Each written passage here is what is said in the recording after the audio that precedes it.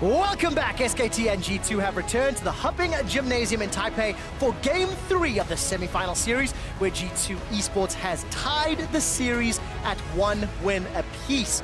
Players were just moments ago backstage, and they'll be getting ready for the draft of Game 3, in which SK Telecom had side selection. They chose blue side. I'm going to turn to my analyst and ask a question. Yes. Is Clid's effective champion pool only Lee Sin and Jarvan? He's played the two, just so we know, all year long. 24 Lee Sin games, 14 Jarvan games, then 5 rek'sai, 4 Elise 3. So there's a huge drop-off, and we just saw the impact on Vi was very limited. So this is where I start to ask questions, because it definitely feels like he is very strong on particular champions. And that's not to say that I don't think he can't perform on the likes of Elise or Vi, but I do start to ask these questions when I see a Vi locked into a composition where a Morgana has already been secured. I think effective champion pool, the definition there has to be kind of held up to scrutiny, because if you're judging it based on this year, I think it's a fair thing to say. Is Elise is his kind of 4th fallback champion, and that has been lower priority recently because of not wanting to overload on magic damage. Back in the LPL, when he was on Jingdong Gaming, we saw Kindred, we saw a lot of aggressive picks from him there. His Nocturne is kind of his other natural fallback, but Nocturne versus Vi, Nocturne can't do much at level 4. Vi can play make. So I think the Nocturne is the next logical one. If you're asking about a really extended bench, though, quick shot, I think that is a fair thing to say. But then theoretically, your aces, your martyrs, your fakers, your teddies are getting some nice champions in coordination with that. Now, of course, they need to perform on those champions as well. This time around, the Draven Morgana seem to have an answer in the bottom lane. Caps surely does not get Akali again after showing that performance, even into Faker's Sylas. It wasn't necessarily the 1v1 that really dictated the game. I felt like Caps had very influential picks elsewhere around the map. But what else would you anticipate for this draft, Thaddeus? Well, I think that Jarvan will continue to be banned away. I hope that G2 do not allow Clid to have that champion once again, because he has demonstrated multiple times why that he is so good at the champion. My next question kind of falls into, what do you then give up? Because in Game 1, G2 decided to ban Ryze, Akali, and then the Sylas. So they wanted to take all of these flex picks off the board. So which of these flex picks do you then leave open? Surely it must be the Sylas, but then, like, what do you trade in exchange? But I actually wouldn't mind going on kind of the mental question of going back to game number 1. Same scenario, giving over Jarvan first with things like rek'sai to answer it. If Sona Taric wasn't a thing, that draft would have been so different. It would have filled out pick for pick from first pick onwards, Jarvan into completely different draft. True. And if you're confident in your prep, why not go straight back to that, given that game number 1 was so much about the bot lane duo of G2? And also, if you're confident in your players, I mean, if Caps won the Akali Sylas side, maybe you leave both of those up, throw the dice, see whether or not SKT chooses to ban one or more, and maybe you go Akali into Sylas again or Sylas into Akali. So it's interesting that you mentioned those two players as well, because what I've found most fascinating about this game is very rarely have they actually laned against each other. Sure. It's all been about playing towards sides, and I love that Faker has made this adaptation in this best of 5, where he's like, okay, Caps, if you don't want to fight me, fine, let's make it a 2v2, let's make it a 3v3, and wherever Caps move, Faker is trying to make a play elsewhere, and it feels like that what we saw from the regular season, where he's playing a lot of the Gallios and the Lissandras, is much more about, I'm willing to brawl, I'm willing to skirmish. But that's why game 2 kind of felt like it was harkening back towards the first game of the entire MSI, which was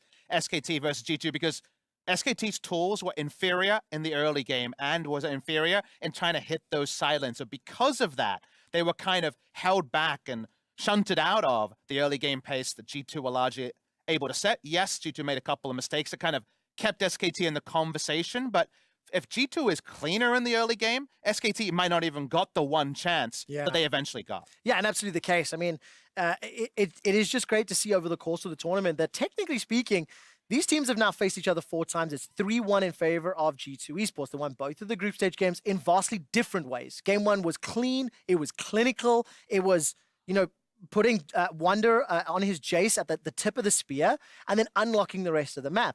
Game 2 from groups and then game 2 from the series, it was a little bit more explosive. There was more fights, there was more trading, and at the end of the day, G2 just stayed one step ahead of SKT the majority of the game. And it's not unfair for an analyst to say, we'll leave Sona Taric games to one side because they're so different from conventional League of Legends. If you do that, G2's 3-0 against SKT. So we've yet to see a standard victory for SKT, apart from how they were able to disseminate the Sona Tarek in game number 1 of this series. And it's so interesting to think that G2 Esports is coming into this one and they have a foot in the door at the finals against Team Liquid. 2 more wins for either squad, though, will pick it up, and SK Telecom have made a final of every international event they have attended. So let's see what they can do. We jump into picks and bans, and Vedius, Tom Kench is banned away. They really don't like this Tom Kench. They just want it completely off the board. I'm really surprised that they really just want to take this away from the duo of Mickey and Perk. My only suspicion, because it certainly isn't Mickey's isolated performance on Tom Kench, is sure. Perks' reputation to be able to flex those mid laners bot lane, and the very fact that some true. safety can be created through that. So maybe they've just heard the murmurs, they've just put 2 and 2 together and say, let's keep it conventional. Speaking of conventionality, no Sona Tarek ban in this game number 3, and the Kalista taken out 3rd by G2. So they are expecting the Jarvan priority, or they're actually leaving both open. So they're saying, all right, if you want Jarvan, we'll take Sylas. If you want Sylas, we'll take Jarvan. But obviously the next question is, what does G2 have prepared to deal with this Sylas pick? You asked the question. Nobody knows. Well, I don't have the Vedius. answer. Oh, but look at this answer immediately from G2. The Galio has been let through, so now immediately G2 have drafted not only a strong early game, but they're setting up for a strong 2v2 towards the bot side of the map. And red side Jarvan does this because you can take Jarvan X and engage support, something like the Galio, and create a game state that will always persist, whatever the lane assignment, and it doesn't even say you have to team fight. So that's what Jarvan, in lieu of Sylas, has provided. We're going to get a very, very standard jungle matchup overall, but the tankiness advantage should be on G2. And SK2 do what they often do, which is rather than go for the Nautilus or Morgana, they default to the Braum. The disengaged support, the one that matches up very well into many opposition. They can pair it up with the Lucian as well, so I wouldn't be surprised to see G2 take that one off the board, and it's the first ban immediately. The nameplate's on as well. Remember that a lot of Mata's struggles at this tournament were on Nautilus. Had a very unconvincing game on this pick. You're going to an ultra comfort for him. Wherever he went around the world, he would default to Braum, and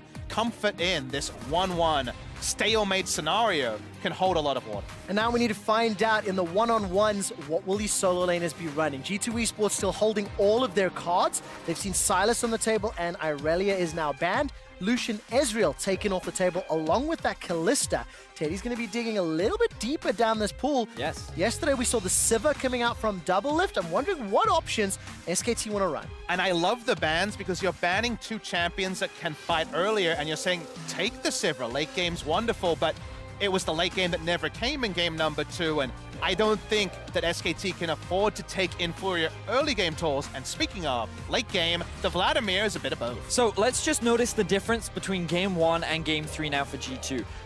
They were hesitant to lock in the Sona Tarek, whereas this time around, their drafts and picks are immediate. They've locked in the Galio Jarvan. They knew the Kai'Sa, immediate lock-in of the Vladimir. This is the prep that G2 came in with day 1, and as you said, Papa Smith, it looks like they're just sticking to it. On the side of SKT, have to blind pick. It's going to be Kennen and the obvious Sylas first pick here, but 80 carry pick here is interesting. If you pick Varus, you're going to get team fault womboed to death. The Vayne is what they hovered and would have more tools to self-peel. The Varus would be super early game, and you'd have to ride the storm through from the early laning phase. So the risk of running a Varus is that he doesn't have those mobility tools or escapes. So against a heavy dive comp like Vladimir, Kai'Sa, Jarvan, Galio, all the champions locked in, it can be very challenging. And wow, we're actually going to get to see Caps' Azir going up against Faker.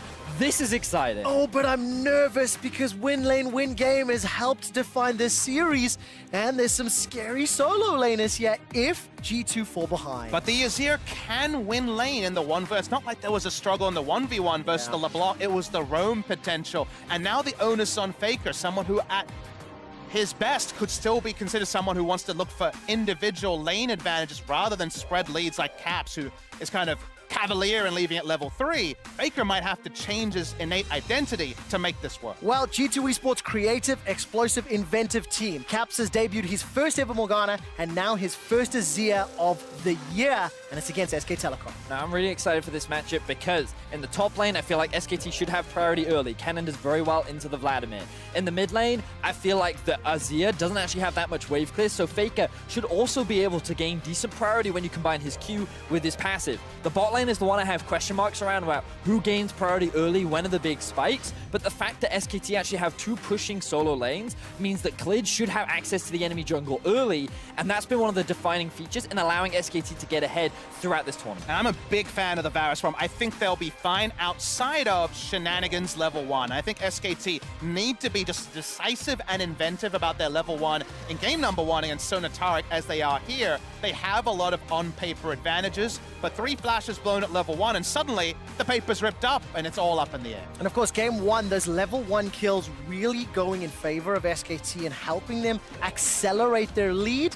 We saw a little bit of play from G2 toying with some level 1s as the game has, as the series has unfolded. So I want to track their decision making and also then take a closer look at some of these keystones and decision making here. As it stands, SK Telecom leaving the base, and I'll see where G2 goes. Gotta give a quick shout out to my boy Ender back in Europe. The Hail of Blades on the rek'sai. It is the preferred rune choice for him because of how much extra early game power that it does give very quickly to proc that triple Q and then into the true damage bite means that you have a lot of early skirmishing power. And I want you to draw your attention to Caps, who has gone teleport to try to follow any potential roam timings from Faker. That means it's in lieu of a summoner spell, usually a defensive one like a barrier or a cleanse. He doesn't have that, and Klid would love to combo into the mid lane if possible. Now, you talked about level 1s, Papa Smithy. What we're seeing from SKT is gaining early vision towards the bot side of the map. They want to get information on where the Jarvan is starting and what this rek'sai can do with the priority that he should gain early. But given that there is no vision on the top side, right now, SKT have no information as to where Jankos is. Well, you just mentioned Klid, Vedius, and I want to take a look at some of his stats from the group stage. This does not include the 2 previous games. Second highest jungle proximity, second highest kills plus assists, kill participation nearly 90%, and it's an fantastic performance.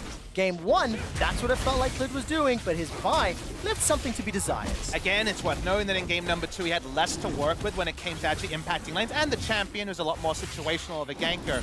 This is where the Klid from MSI 2019 should rear its ugly head if you're a G2 fan, and there are many lanes you could try to hit to potentially get them snowball. And given that we're talking about junglers, I want to draw attention to the minimap. As you'll see, Jankos actually started on his red buff, passed all the way around behind potential vision, which means that he will not be spotted until now as he makes his way towards the Scuttle Crab, but the rek'sai will not be there in time as Klid has chosen to do crows. Is likely to launch Klid to the top side to get a 3 camp clear, or could just go for the Raptors and have the level 3 there as well. Wait and see where Klid's first point of ingress is. There should be information available to SKT. There's still level 1, and Jankos was last seen bot lane. All right, Taunt onto Mata means Perks gets a lot of damage. Man, that Plasma passive does so much. Red buff, Flag and Drag is available to Jankos, but he doesn't have level 3. Flash and Heal still up for Mata, and he's not going to get dove yet. And if you remember back to the Taliyah Pantheon games in the final, we hold that point, Klid mid lane. All right, take a look. There's the Flash on Burrow. Caps throws his flash down. Not going to get caught out. And he's able to escape with his life, but Mickey may charge the taunt in the bottom lane. I'm holding my breath. That would have been first blood if they were able to get in there because of no defensive summoner. Mickey's going to walk up, but Mata has gone Guardian Heal just in case his lane is camped, like he did against Taliyah Pantheon. Super defensive setup here as they have Cleanse, Heal, and Guardian across the 2 champions. So what we're actually seeing is that in this early game, it is the duo of Perks and Mickey that got that early priority. They didn't leash for their jungler, whereas Teddy and Mata did, which means they got that early level 2, and that's why they have so much control. The problem is with Jankos is that because he went for a level 2 gank, Klid has been able to steal away the Raptors, which you can see now, only 1 left, and he's going to steal away the Krug. So Klid using this early game to deny the Jarvan as much as possible and potentially set up a dive in top lane. Oh, not potentially. There is a dive. Faker's actually teleported in. There is the Sanguine Pool. Wonder's buying some time. Flash is available to him. Jankos may arrive, but it may be too late. First blood is secured by Klid. Now Jankos gets a reply back onto Faker. He's got himself double buffs. Needs to get the cooldowns back if he wants to chase, but instead will just tax the lane. Now we're down in the bottom lane. That's a taunt onto both Teddy and Mata. Cleanse has already been used. The Perks is running for his life. Summoner heals available on both sides, and Ignite was not used by Mickey. SKT first blood. And we get some insights into the setups. The double defensive summoners from Mada tell you they're not going to play bot side. They're focusing top and mid. The TP advantage gets them a trade kill, but only a trade. And as we said in draft, Caps and Faker have agreed to play on the side lanes. Here comes Caps and cleared. Jankos is coming to save the day, looking for the Prey Seeker. Come on, like shooting fish in a barrel. Dun, dun, dun, dun, dun. I'm waiting for the spell. There's the unburrow, and Clid manages to do it. Gets the damage down, sinks in the fangs onto Jankos as well. Here comes Faker as well with the follow-up stun. It's a double. Clid is back. It had to be. Clid continues to brawl, understands that rek'sai has the damage advantage early game. And yes, Cinderhawk Jarvan come in and be a bigger frontliner, but Clid's already 3-0. He's doing exactly what everyone asked for. Clid could not have played that better and finds SKT some very important early game kills. We talked about how having Prior with these solo laners is going to be important for Clid. He's utilized this early game beautifully. He's now level 5 on the rek'sai, 3-0 and 0. He is looking insanely strong. This is scary. If you're on G2 Esports, they're almost down 2,000 gold. And yes, while a large amount of that is obviously in Clid's pockets, he has yet to shop, still sitting on the machete, still clearing, and he's significantly further ahead than Jankos. And now in a meta with less vision as the years have rolled on, the vision of the game has been less, that your jungler's power often becomes like having a mobile control ward. Has his back stopped there, because now wherever Clid goes, how are you going to deal with his entire warrior enchant on first back? Suddenly, that's the same as having ward control because everyone's scared of the rek'sai. And what I loved about the play that he actually made in mid was the fact that he interrupted the glide from Caps' E, and because he had no flash, the best that he could do was hope that Jankos could body block. But Clid, with his extremely long cooldown on the E, was just like, well, I'm just waiting for this to come back up. And the moment it was, he turns it into a double. And the double kill was when Clid had no flash himself and was able to keep up the chase and extend for that kill, so did everything right, and now he is the big unknown that G2 is trying to find tabs on. Oh, level 6 now for Clid, 6 minutes He's into a big the deal. game. 2 levels ahead of Jankos for the time being. He's going to use the blast cone to hop over the dragon wall. Now find himself running into Jankos, who just dinged 5. Clid manages to connect with the unburrow, and Jankos is at least on the right side of the map to prevent any follow-up. You can see Teddy and Mata shoving the wave all the way into the tower.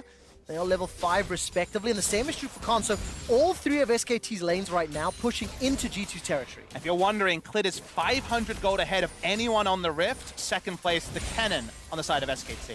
And that's resulting in a 2,000 goal lead in this early game for SKT right now. We've already talked so much in this series about the team that gets the early lead seems to just run away with the game. And based on how things are going, it's looking good for SKT. But the thing we have to remind our viewers is the scaling on G2. Vladimir, Azir, Kai'Sa. 3 items, or arguably even 2. This team composition in a 5v5 situation is exceptionally strong. I completely echo your point. In the late game, if they run each other 5v5, SKT required to significantly outplay to even salvage a team fight. So if that clock reads 30, G2 will be sitting pretty. Let's see if they can get there, though, because that gold lead continues to grow, 2,200.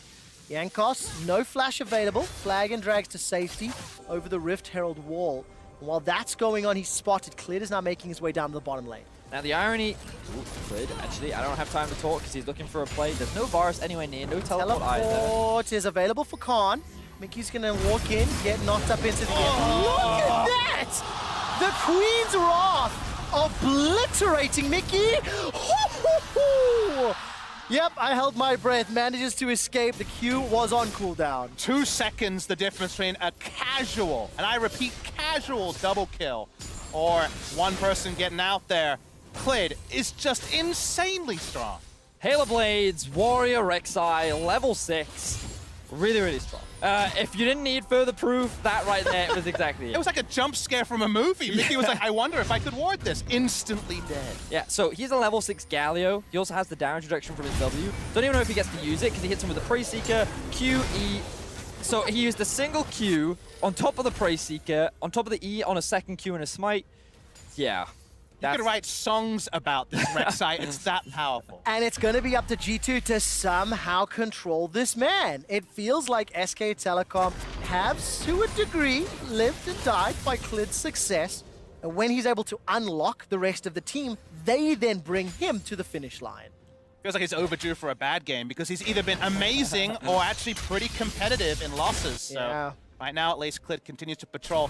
Double Infernal spawns for the early spiking team. Does sit well for SKT. And notice how initially Perks and Mickey had some priority in this lane, but now they're like, we can't go anywhere because we know we lose every 3 versus 3. But you got to keep an eye on that ward that's sitting right behind the lane right now. There is the potential for a flank from the side of G2. All right, teleport is just about available for Wonder. The engage is coming in. That's already one, thanks to Chains of Corruption. Mickey's able to escape for a few seconds longer. Gets unburrowed and knocked up. Now Faker's down to 200 hit points. Wonder's teleport still not available. Here comes Caps. He's caught by Clid. Void Rush has already been used. The Emperor's Divide goes out, and that's a dead Cap. You can't get away from it. The Cataclysm comes down, at least a reply back, and crucially, it's a shut-down gold secured. Now Wonder not going to be able to TP. He is running for his life. Already used the flash and the W, and Khan is able to win the fight. Now they re-engage, this time from Faker under the tower. Perks is trying to get the damage out as Yanko stays alive. The tower helping out. Faker goes down. Here comes Khan. No slicing Maelstrom. The target for now is Mata. The turn, the burn. Mickey comes in with the interrupt, and Perks gets himself a kill. 3 for Yankos, 1 for Perks. What started off as a beautiful dive from the side of SKT ends up being countered by a drawn-out fight that G2 are able to buy time for. And it's Yankos that ends up picking so many of the kills up, buys enough time for the team, and I don't even know who came out on top of that. I think overall, G2 will love the spot they found themselves in. Remember, they've got the scaling and a lot of immediate gold injections. A shutdown from Clid is passed over to the enemy. And overall, it just feels like SKT were trying to play completely from the G2 playbook. But by the end, you could see where perhaps G2 had a bit more confidence. Wow. Crazy stuff, but Clid still sitting at 5-1-1 on this rek'sai. Still exceptionally strong, and someone that G2 have to respect, but they have their eyes on him right now. And notice that the Azir is sitting in mid lane, could potentially roam down, but G2, they're going to disengage. They don't want to look for a fight or priority around the river as the dragon spawns in a minute. No teleports on either top laner. As it stands, completed Blade of the Ruined King for Teddy, into Thrift Shopping for Perks, and Perks is down 20 CS in that lane. So the next Infernal Drake in 40 seconds could be a big one for SKT. And I'd like to draw the viewer's attention to something that also fits into our chatter about it being early game versus late game here in terms of identity. There's no Gunblade on Kennen. Usually Gunblade against Vladimir allows your staying power in the lane to increase because you can stain through with Harass. This time it's the Proto Belt, it's teamfight initiation, it's getting the game done around Baron spawning a clock. And on top of that, the converse, or the inverse rather, is that Caps is actually running the lethal tempo, and it's going very much towards the high attack speed Azir build, which is very much geared towards the 2-3 items in the late game. He gets those 3 soldiers up, and he does an insane amount of damage. It is still a 2,500 gold deficit for G2 Esports, and Yankos is going to try to even something out. Yep, Faker no flash. Cataclysm is up for Yankos, but with the Rift Herald being summoned in the top lane, Khan will be able to deck a bunch of these turrets. Actually, will just take the whole tower, and Khan will accelerate his lead further. Zonius will be coming in early, but G2 actually leashed this Infernal down to 2,000. All right, Emperor's Divide stolen away by Faker. The Dragon is going to go low. Secured this time by G2 Esports. Chain of Corruption starts to spread. SKT will easily pick up a kill onto Mickey and Yankos, but it is, of course, at the cost of the Dragon. Add in the tower gold. SKT, I think, will be happy with that. SKT pretty much get everything that they could want because they can likely convert this into more tower plates in the mid lane. Caps runs the risk of getting dived. While he does still have the ultimate, he has to be careful. He does indeed. No flash available to him. Uses the Conquering and Shifting Sands to escape. While that's happening, Teddy and Mata are pushing the bottom lane. They're taking even more plates down there. And it's SKT early game. 5,000 gold. And this is going to be a teleport here from Caps just to try defend. Remember, still no flash. And every time I see Clid step forward, I'm just like, he's going to kill someone. It's just such a fascinating game state, Vedius and Quickshot, because the Infernal plays into how strong this game will eventually get from a team composition point for the side of G2 Esports, but the immediate gold of the plates gives SKT more agency now. So the Infernal really only doubles down on what G2 will have as an inevitability. So SKT just continue to keep up the same game plan, and G2 still pretty happy about an Infernal. And you can understand that G2 decided to go for the Infernal because they noticed that, hey, rek'sai's top, he's using the Rift Herald, but because of how quickly he took it and because of how slow G2 were to react, it was very easy for SKT to actually force that fight, get the collapse, and even without Khan, they were confident that they could win out in that exchange. Are we in a situation where the gold lead is substantial enough to believe that this is SKT's game? And the question is, if, you know, where are the comeback opportunities? Obviously, defend and team fight, right, for G2. But there's got to be that breakpoint where the lead is just too insurmountable. I think we're on the precipice, but I think SKT have definitely hit their early timings running, so I think SKT are happy about their position, but they have to reevaluate on kind of a 30-second cadence. Every 30 seconds, have we done enough to move our agenda up more and more? Whereas G2 are not in completely a hole. They are with some kills, they are with an Infernal, and they are able to stick it. So we don't know the answer just yet, but I think SKT overall, I wonder on Varus' next time, do you go Rage Blade to maximize your damage, or do you go a more Malmortius to frontline? I feel like there's advantages and disadvantages to both decisions. Yeah, item breakpoints are kind of what I'm looking for with response to Puppet Smithy, because, like, as he rightly says, I think that G2 are at a point where, even though they're at a deficit, once they hit, like, 3 items specifically, that's when I feel they can actually look for fights. But SKT have such a massive lead, they have so much freedom and control to force these fights, and the question honestly becomes, will G2 actually be baited into going for these exchanges? Oh, flash for flash. Caps looked for the Emperor's Divide. Faker responded, and he's stolen away the Hemoplate. And just as a final thought, this tournament, more than any in history, scaling has been a dirty word. The scaling comp usually doesn't work, in spite of what the paper might suggest. Well, let's find out. Flash forward from Wonder. He's going to use the Vlad passive and throw down the W. Khan cannot escape, and that's an easy kill there for Wonder, but he expended everything he had. So breakpoints is exactly what we were talking about, and for Vladimir, level 11, with the Proto Belt completed, we can now see that in that 1v1 matchup, things are starting to go in favor of Wonder, and as the game progresses, it's going to keep shifting. Oh, Perks is already blown up. Clid just uses that Queen's Wrath to perfection. Now Caps, Emperor's Divide is still on cooldown. Mickey forced to flash over the wall. Justice Punch to safety. Uses the stopwatch to avoid the Void Rush. Not going to go down yet until Teddy finally cleans him up. Now Yankos, he uses the stopwatch. Hemoplate thrown down. Remember, Faker stole that earlier. And he's going to escape with his life. Yes, Wonder got the kill, but it's Perks and Mickey that got dunked in their own jungle. And it's Clid that is the player that we keep watching to help SKT maintain this lead. 7-1 and 3, 100% kill participation so far for the SKT jungler. This guy has been on a tear in the early game, has the Black Cleaver completed, and as long as he is still on the Rift, G2 are going to struggle to find ways back into this game. And you can see that he's handedly ahead of everyone else in the Rift. Remember, he doesn't trade in lane and get damage numbers. This is purely from his gank time. It's very rare a jungler has the most damage done by this margin. Well, when you've got 7 out of the team's 10 kills, I think that will skew it just a little.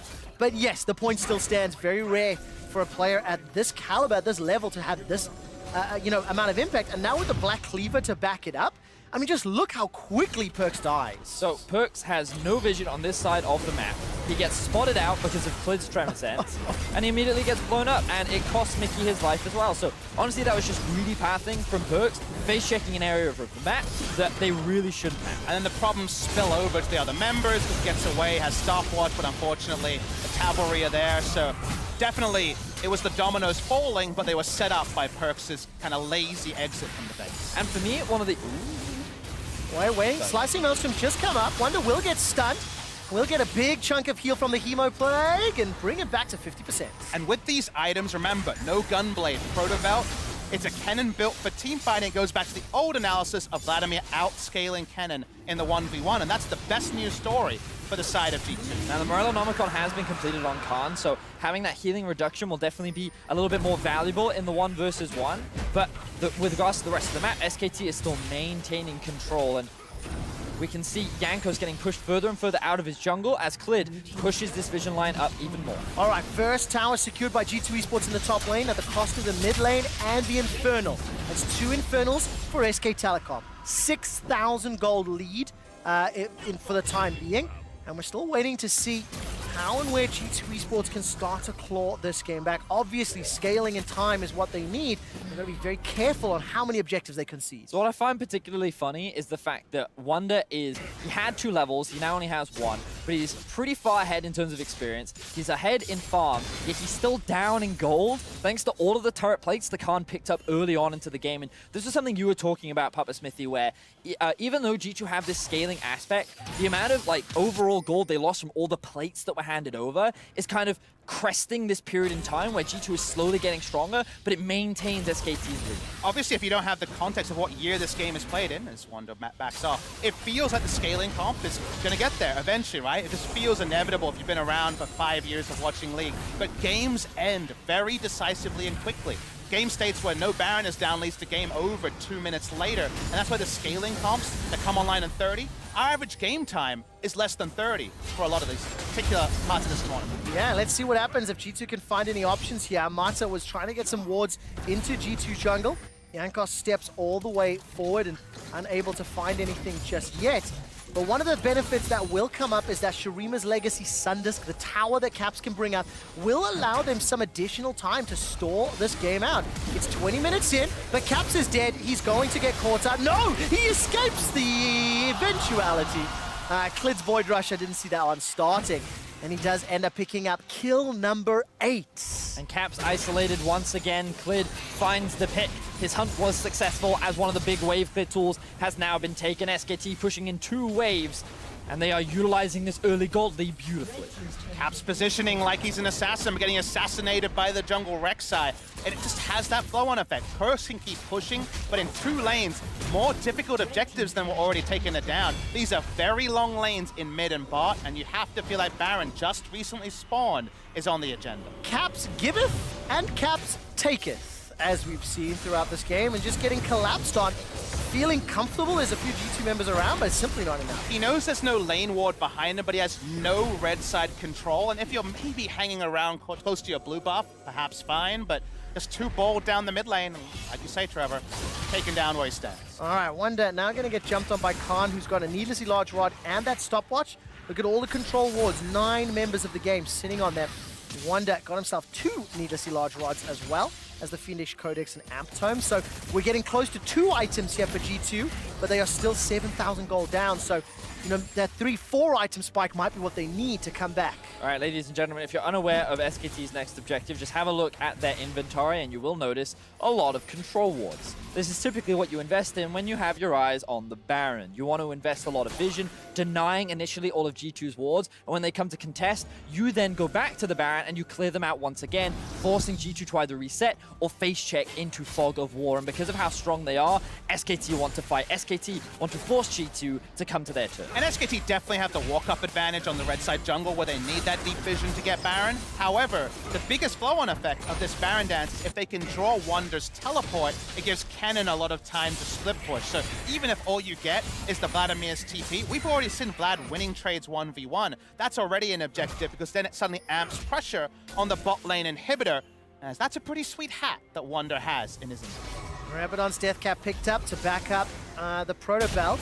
They're just going to use that Blast Cone to get to safety, and if SKT had taken just 1 or 2 more steps forward, you have to feel G2 would have pulled the trigger. They're in full defensive mode. Wonder's going to be collapsed on. Look at the vision here. One member of SKT is spotted, and I think Wonder hasn't yet backed away. He actually threw down the Chemo Plague.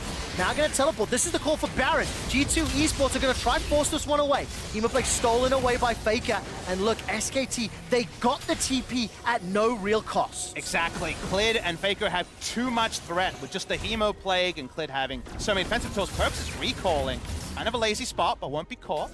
And this is crucial for SKT because they didn't even have to do much to get the teleport out from Wonder. He was like, well, if I die here, then SKT is going to force the Baron. Whereas if I don't TP here and threaten the Baron myself, then this is like the best case scenario where maybe I can get Khan's TP or maybe we can get a 4v5. But in the end, you now have Cap sitting on a side lane. He's going to have to rely on him TPing into a fight. And with an Azir, you never really want him to be the one that's flanking on the enemy team. Exactly. You want to get your soldiers up. You want to have a locus of control and bring people to you, and setting up around Baron, perfect spot for that. TPing late, much more awkward for the Azir. Well, 2 item spikes, by the way. Morellonomicon for Caps, Rageblade finally for Perks.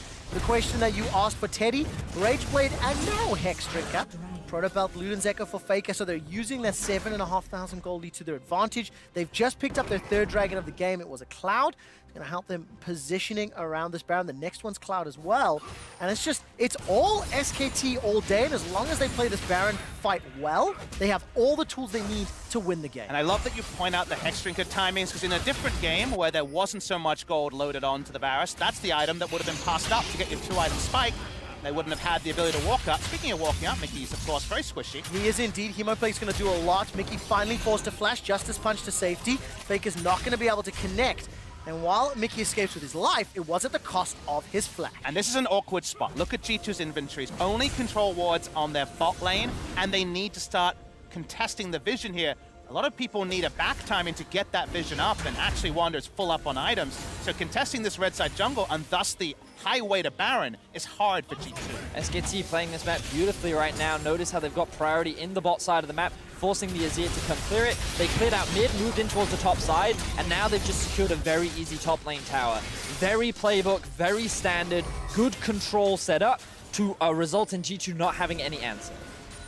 And let's see what SKT do now. Waiting in the bush, G2 are somewhat split. This is the collapse that maybe SKT need. Faker stepping all the way forward, the rest of the squad not with him, but G2 unawares. They've got no vision, remember. They didn't know that they could have potentially collapsed.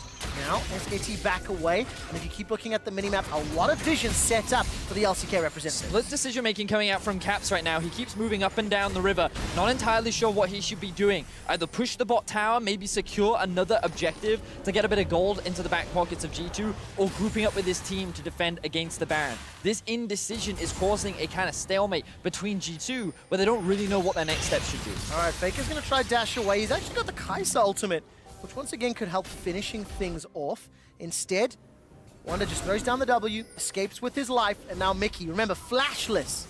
Oh, so close, dancing with death. Jankos is now going to be the next target. SKT are just fishing.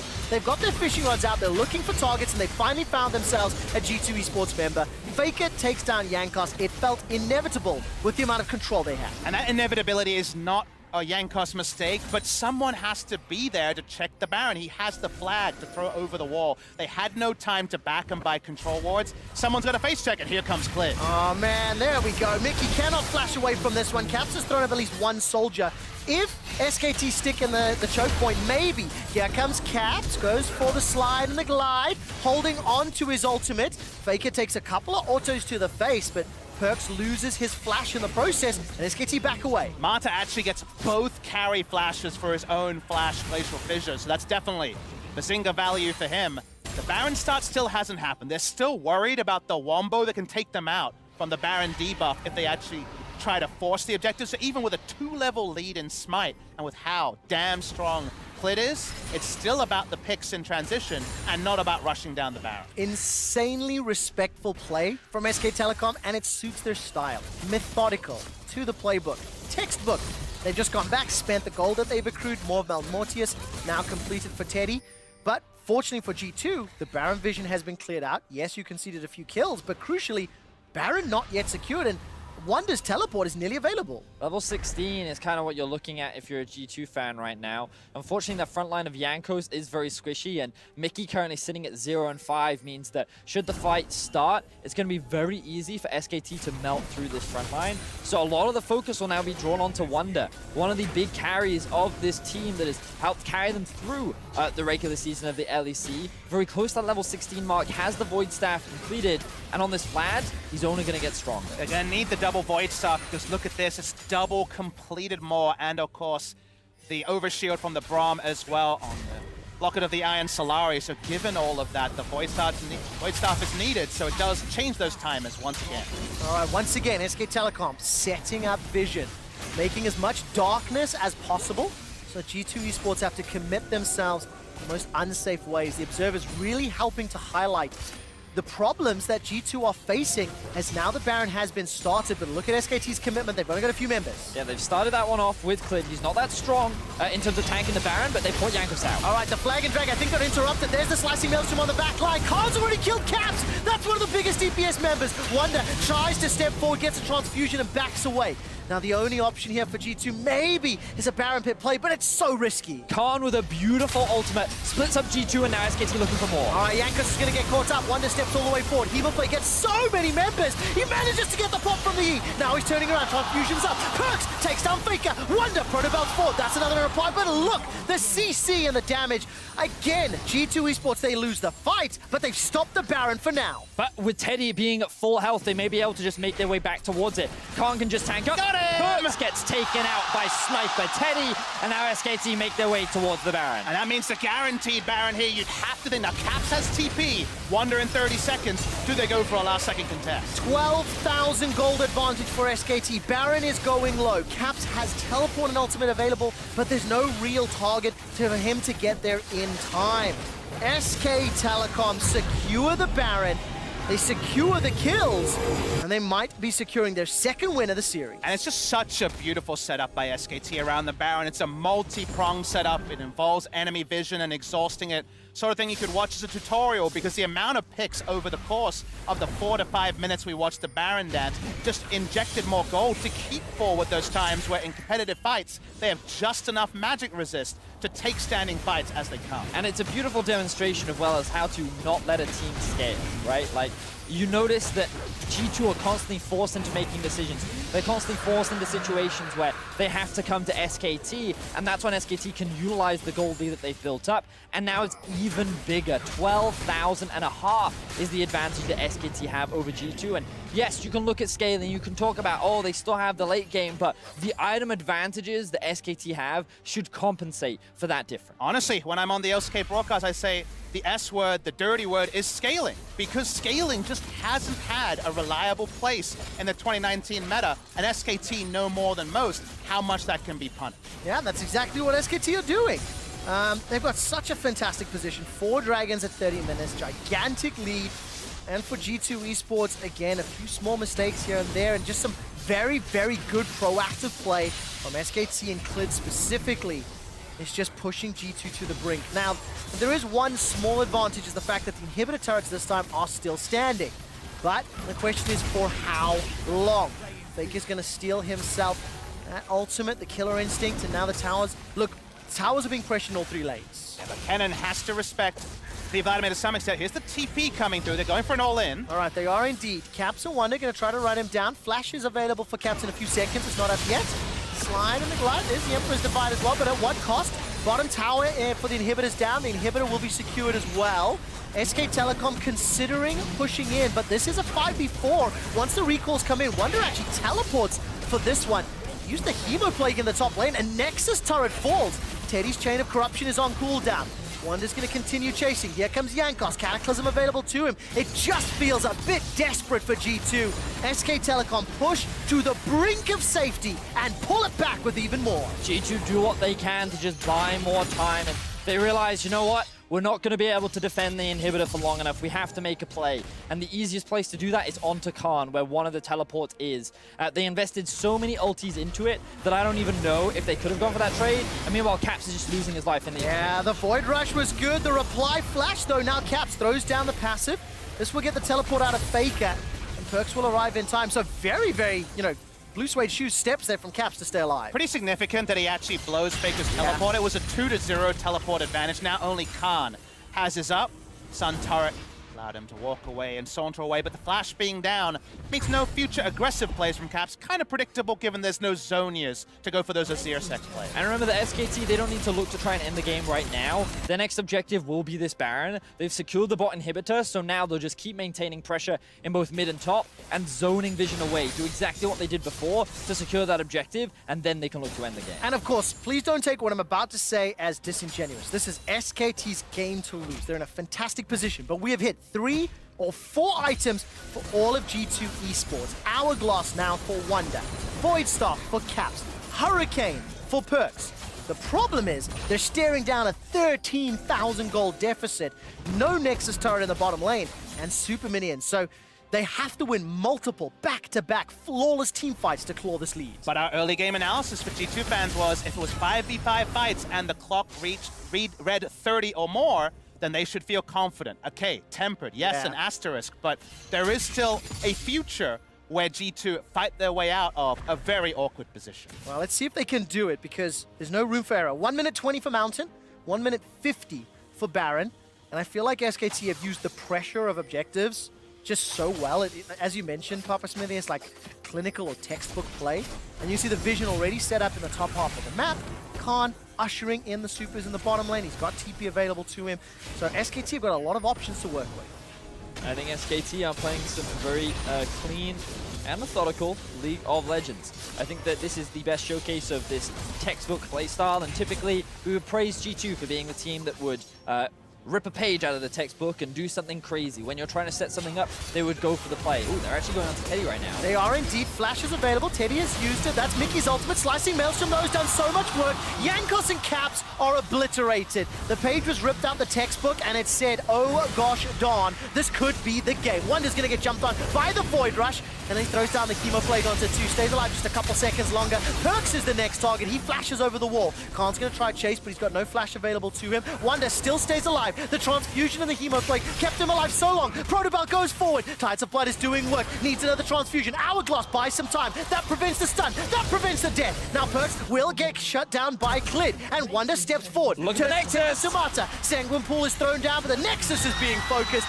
SK Telecom lead the series 2-1. And that's one way to do it, guys. Tactical inting, stand forward, be a tasty Varus. Oh, so tasty. He had his summoners, he had everything up, and that was exactly the bait that G2 took, and the one that accelerated their demise. Sorry, I think that has to be added to professional lexicon. Tactical inting. It's like a zoning ultimate. It's on that tier of awesomeness. Wait, don't try this at home. No, absolutely not. 10, 1, and 8 out of SKT's 22 kills. Clid was involved in 18 of them. So when he's on a comfortable champion, holy moly, does he do a lot of damage. Yeah, I seem to recall him just getting one really good play where he was like 3-0-0, and I was like, so I guess the early game is SKT's now. And what we're learning is that yesterday, the games ended up just being team fights. It was IG versus Team Liquid, team fighting, team fighting, team fighting. So team fighting comps ended up prevailing. Today, it's all about the early game. Both these teams know what to do with a lead. They like to strangle you out with the advantage that they built, and they rarely give you opportunities to come back. So as we move into game 4, that early game advantage is what we'll be looking at. The team on the blue side that had the priority in draft and side selection is the team that has won their games. Let's see if G2 can even the series and force us to silver scrapes, or if they get eliminated. SKT are 1 win away from returning to MSI Finals, and to break down how they picked up Game 3, let's hit the State Farm Analyst Desk. Thank you very much. Quick shot. SK Telecom push us to match point here with that win over G2 in our third game. As Quick Shot was saying, so far through all 3 games, the team that gets out to the early lead is the one that comes away with the W. That trend continued here in this third game. I'm hearing a lot of team here, and I'm hearing SKT as a team. I think there might have been an individual, a player, who carried the entire early game and the entire team. Well, we can get to that in just a bit. I think everyone knows which player we're talking about. Faker in the mid lane, of course. Clearly. But I do think we should talk about, once again, the draft, because I know that at least behind the scenes, we haven't taken much issue with G2's drafts, and yet they're the ones who find themselves down in the series. Yeah, I have a huge issue with the execution of G2's drafts, because again, it's just this idea of they seem to not recognize where their win conditions are, where their windows are. They're getting too greedy. They're not respecting strong, weak side of the map, going for trades that they shouldn't do, and just basically throwing away any hope of finding any sort of scaling. I was just so surprised in the first place to see them draft a full scaling teamfight composition. I mean, straight from there, I was like, okay, this is going to be a different look. And then I expected the different look that actually didn't come through in the game. But I think if we look at all the lanes, like Galio Kaiser is actually a fairly strong early game lane. So it's not like pure scaling in that sense, right? TL was playing it yesterday. Azir free farms in mid, so that's not bad either by any means. It's not like losing lanes. I think Kennen gets a slight lead maybe early over Vladimir, but that turns We saw that solo fairly kill come quickly. through for So Vladimir. all the lanes in that regard were not meant to just be pure scaling, but obviously you still need a couple of items on each of the carries to really take over late game teamfights.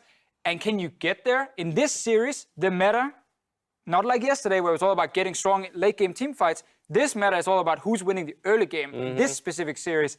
And that's why while you had even lanes, there was a jungler on one side. Now we can take a look at Klid and all the work he was doing in the early game, because everything you just said to me there in terms of the way the teams or the lanes match up does not dictate that SKT would come away with as big of a lead as they did. Therefore, it fell on this rek'sai to make it happen. And this is the reason that Spawn and I had a highlight package on Klid at the beginning of the day. They started off with the first blood dive on top side. It's not so bad because Jankos does get the counter kill there, but then Klid goes straight mid lane here. Surprises Caps, I believe, from behind. 1v2, I got this. And chases both of them through their own jungle, calling Faker just to give him some backup. Does get the tunnel through with the range there to take down Caps, then turning on Jankos, knowing that he has Faker behind him as well. Goes for the flash stun and the secure the second one as well. Klid is SK Telecom's early game, and he proved it once again. And he allows them to get to their team fighting phase. So yeah, he dominates the early game. He can make all these plays. He can be that superstar status. But SKT are still at their core when they're a team fighting through this tournament. And Klid is the main guy who gets them to that point. I mean, I think this was one of the most dominant jungle performances we have seen in an international game. Like, he single-handedly won the early game and the mid game for this team because he kept finding picks on people like Caps in the mid lane, like jumping him, surprising him, actually just be like, you're disrespecting me by just standing here farming, thinking you can dash out. I can time my flash in to get a knock up on you and just one-shot you, because rek'sai can then follow when you try and dash out with her own ulti. Like, there are so many things he did in this game to just get SKT like a 5, 6, 7K goal lead. I feel like every other member we're just kind of be like, yeah, we're not going to do anything without him. Where's he at? Well, they're feeding him information, and that's why we highlighted, like, he is such wards. Such a cerebral jungler. He also had the highest wards cleared and placed per minute of any jungler of the tournament coming into this series. But it's about how he sets himself up with his positioning to be in place for these plays. People always focus on the kills and on the big bounty that's going to be on that jungler, but he's such a smart player. That's fascinating. You don't usually find a player who holds #1 in both positions, wards placed and cleared. I do want to take a look at one good look from G2 in this game. Came 9 minutes in around the bot lane turret, because I think it exemplifies for me that lead that SKT had, while G2 still understands how SKT wants to play the map. Yeah, and again, the champions can actually still fight. Again, it's not the pure late game where you just have nothing you can do early against all the other champions of the other team. So this was obviously SKT using the advantage to try and push them off turret and get another kill, but they managed to at least get a huge shot down. Sadly, it goes to Jankos and not Perks, but still, like, G2 had a few ways to stay in the game here. I still think they take a lot of really aggressive, almost cocky kind of plays when they are actually in a late game advantage. And funny enough, SKT had the same issue last game. So it's just very clear that both teams are really good at actually snowballing from the early game, whether it's one player or the entire team doing it. And 3 games in a row, that's been the case. The late game scaling team have lost really hard and been unable to hold on. That turn right there, the replay we were just watching, was the moment where I got hope for G2, though. Same, 100%. That money going over to this team, that is their hope, right? But then Klid picked up right where I think he left off right after that. It It was like 10 seconds later. So here we are going into game 4, match point for SKT. G2 needs to claw back. We've seen the blue side team winning throughout this series in contrast to the red side team just yesterday. But again, the focus seems to be so much on which team can build and sustain those early leads. So for G2, Deficio and Frost, where does that come from? Who is responsible for generating that on G2? I think the idea with the strong bot lane they had in game 2 with the Draven Morgana was very, very smart. Allowed them to very easily play towards that lane. Caps right now has been a bit too inconsistent to say he will win you the early game, because it is very 50-50 in what he's doing. So I'm actually looking at trying to play through strong bot lane. I think Mata especially is someone you can really punish and get an advantage against. Final thoughts? I just feel like it's up to Jankos. Like, if we see Jarvan versus rek'sai, I'd actually like to see Jankos on the other side of the matchup, just because I feel like a more not control, because she can skirmish, but that trackingness that she provides to a team. Because I don't think that Jankos needs to go toe-to-toe with Klid and always look for the counter gank. Obviously, that feels nice, but just track him. find him, try to absorb that information. If Jankos can just keep track of him and you can get winning matchups using flex picks, allow G2 to play their lane phases without the junglers interacting. Well, they've got to put 2 wins together if they want to move on to the finals and face TL. MasterCard, though, is putting the best fans in esports in the spotlight by surprising this tournament's fans of the day. For today's semifinal, that honor goes to G2 fans Anthony and Gareth, who made the trip from Australia to cheer on their favorite team. MasterCard hooked them up with the Kindred and Nasus plushies as they cheer on G2. We'll see if the European representative can tie the series when we return for Game 4 after this.